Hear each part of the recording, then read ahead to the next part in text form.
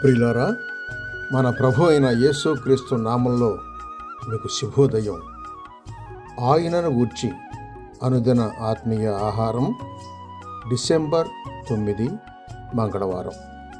నేటి మన ధ్యాన లేఖనం కొరింథీయులకు రాసిన 2వ పత్రిక 6వ అధ్యాయం 16, 17, 18 వచనాలు.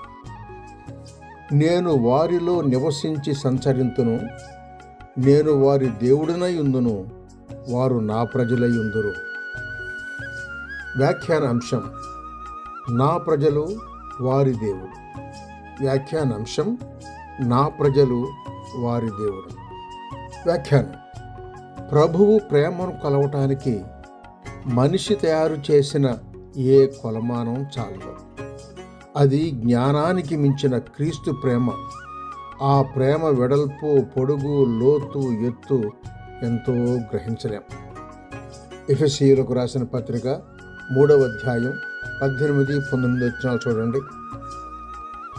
1 కొరింథీ పత్రిక 13వ అధ్యాయంలో ఆ ప్రేమ వర్ణన పౌలు భక్తునికి అసంపూర్ణంగానే ఉంది. క్రీస్తు ప్రేమ కల్వరి వెలుగులో చూసినప్పుడు కఠిన పాషాణ హృదయమైన కరగమానదు. ఆయన ప్రేమ జ్వాలను అగాధ సముద్ర జలమే ఆర్పజాలదు. పరమగీతం 8:7 చూడండి. శాశ్వత కాలం నుండి శాశ్వత కాలం వరకు స్తుతింపదగిన ఆయన పురాతన కాలం నుండి తన ప్రజల పట్ల కనపరుస్తున్న ఆ ప్రేమ ఐగుప్తు ఇనుపు కొలిమి నుండి విడిపించింది. సముద్రాన్ని చీల్చి అరణ్యంలో పగలు ఎండ దెబ్బ తగలకుండా, రాత్రి వెన్నెల దెబ్బ తాకనీయకుండా మరణమనే నదిని సహా దాటించిన ప్రేమ. తన ప్రజలకు వారు నాటని తోటలను, కట్టని ఇండ్లను సమకూర్చిన ప్రేమ. నా ప్రజలు అనే ఆ పదంలో యాజమాన్యపుట ఆలోచన ఎంత ఆదరణకరమైంది. ప్రభువు భాగం ఆయన ప్రజలు, యాకోబు ఆయన వారసత్వంలో భాగం.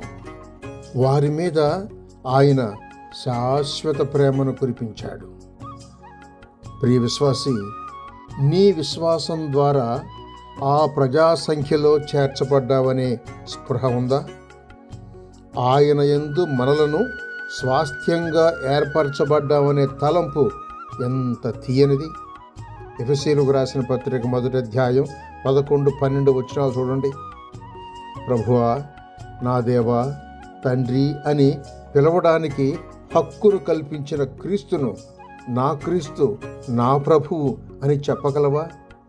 అలా చేయగలిగితే నీ చుట్టూరా ఉన్నవారిని ఆయన నా ప్రజలు అని పిలవడానికి దోహదకారివవుతావు. రక్షించబడిన నీవు ఇతరుల రక్షణకు కారణమవుతావు. అందుకే ఇంకా నీ పట్ల దీర్ఘశాంత ప్రేమను కురిపిస్తున్నాడేమో. ఎంత ధన్యుడవు. శుభములతో వందనాలు.